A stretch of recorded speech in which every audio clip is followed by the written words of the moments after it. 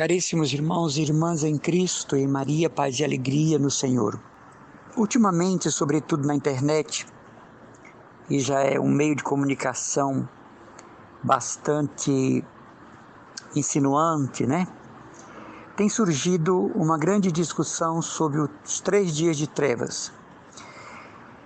E essa junção de alguns textos bíblicos, sobretudo do Apocalipse, do terceiro segredo de Fátima, é um grande balaio de conceitos que favorecem, as novas comunidades, sobretudo aquelas de caráter pentecostal, a desenvolver nas pessoas um pânico, um medo, porque isso realmente é uma fonte de renda muito grande. É um meio de escoamento de dinheiro. Fazer congressos e encontros sobre o terceiro segredo de Fátima tem deixado muita gente rica, inclusive aqui em Fortaleza, Tem aumentado a conta bancária de muita gente. O que eu tenho dito aqui, eu continuo a dizer: escute a igreja, escute o Papa, escute o arcebispo, escute a comissão de teólogos do Vaticano. Você não vê nenhum desses homens falando que vai acontecer 3 dias de trevas. E é interessante que as comunidades que estão divulgando esses 3 dias de treva, olha, você vai ter que ter vela benta e nós vendemos. Você vai ter que ter a medalha de São Bento e nós vendemos na nossa lojinha. Olha, você vai ter que ter um crucifixo e nós vendemos na nossa lojinha. É um absurdo, É um absurdo, porque eles mesmos não têm medo desses 3 dias de treva, porque eles sabem que não vai acontecer. Eles e elas não têm o menor medo disso, porque sabem que isso aí não é real.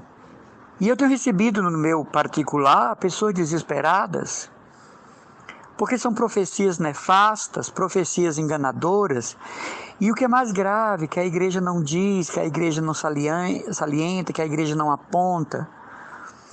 Nós não escutamos o Papa Francisco falar dessas coisas. Tá certo, Dom Gregório chegou agora, mas Dom José não falava.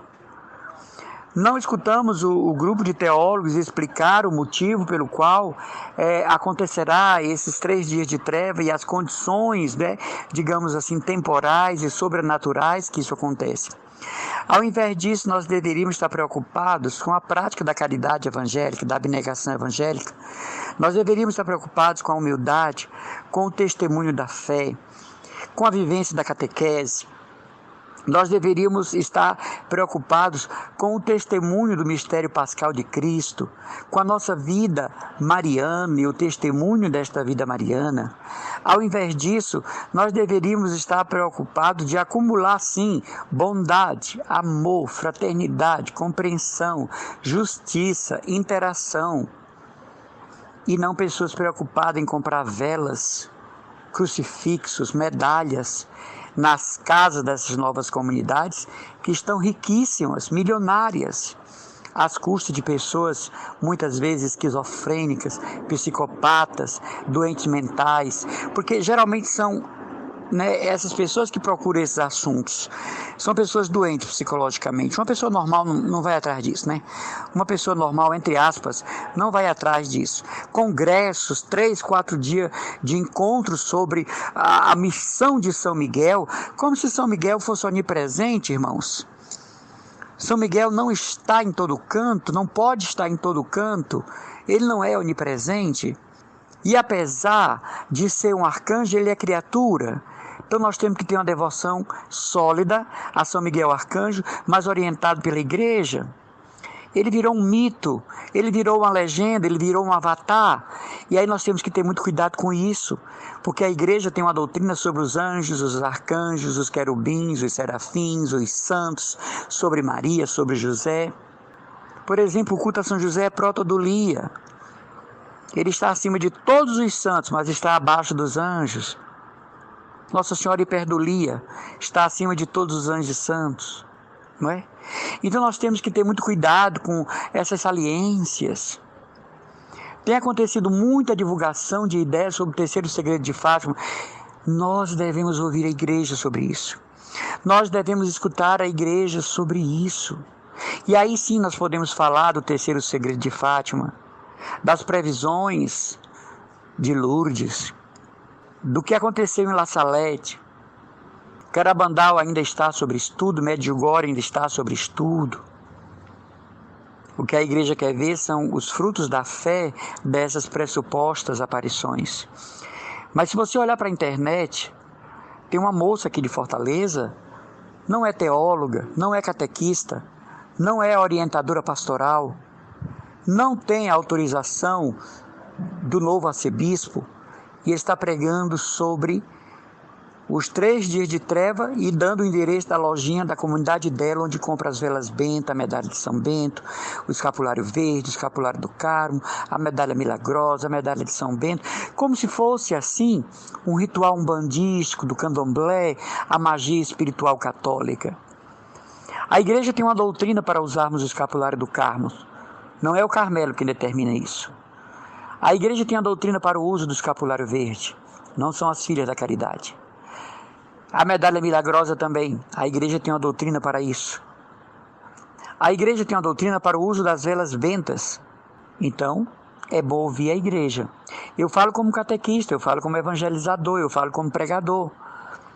Porque se tem uma coisa que eu procuro em minha vida, é caminhar com a igreja. Com a igreja. Não participo dos radicais livres, não sou do catolicismo de direita hipócritas, eu sou católico filiado ao Papa e ao arcebispo. Às vezes eu encontro sacerdotes que não me querem em suas paróquias por 1000 razões, mas eles não representam o todo da igreja. Não posso me ofender nem me magoar. Eles são pequeninas partículas do mistério que é o corpo místico de Jesus.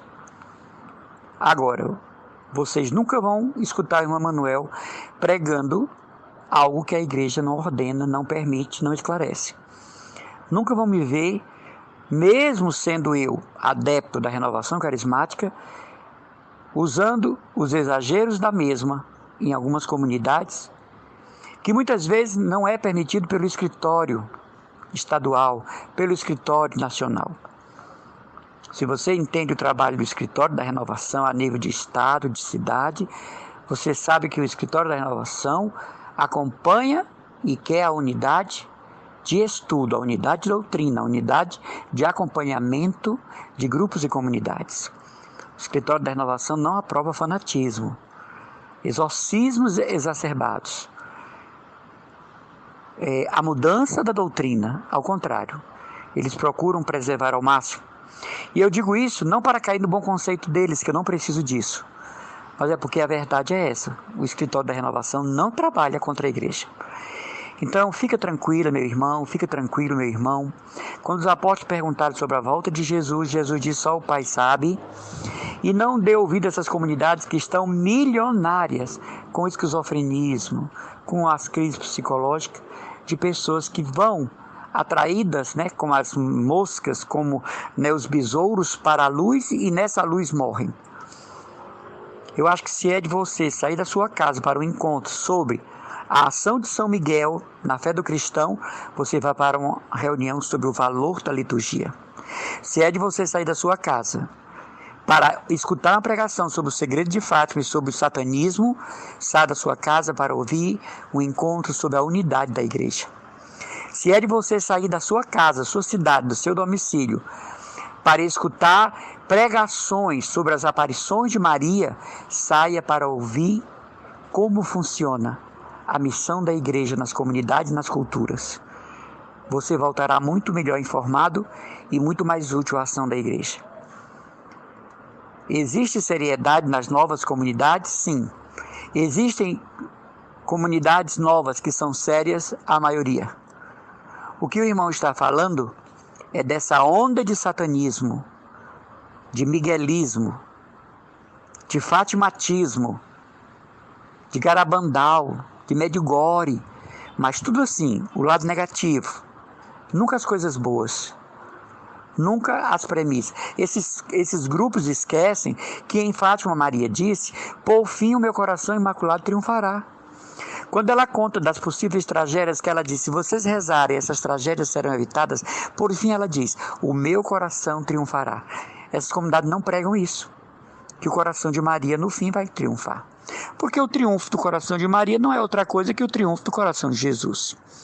Então aqui é a minha mensagem: fique tranquilo lá, fique tranquilos, escutem o Papa, escutem Dom Gregório, os sacerdotes que estão em unidade com ele. Você vê que esse padre da Bahia, ele acabou, silenciou. Por quê? Não tinha mais sentido as revelações grotescas, as tragédias que aconteciam no Brasil. Então ele está parado. Por quê? Ele caiu na conta do grande vandalismo teológico, né? E depois de ter ganho muito dinheiro de gente inocente, tresloucada, deslocada, desenfocada da igreja, ele está calado. Então, um abraço às orações do irmão Emanuel Maria, da comunidade católica mariana, Cristo Dominus, da paróquia de Santa Luzia no Meireles, da Casa Mãe Nerolândia, e do nosso novo grupo na Avenida Desembargador Moreira, no Imprensa Food Square, toda segunda-feira, 19 horas. Desça sobre nós a bênção de Deus, Pai Todo-Poderoso, Ele que é Pai, Filho e Espírito Santo, e da bem-aventurada Virgem Maria.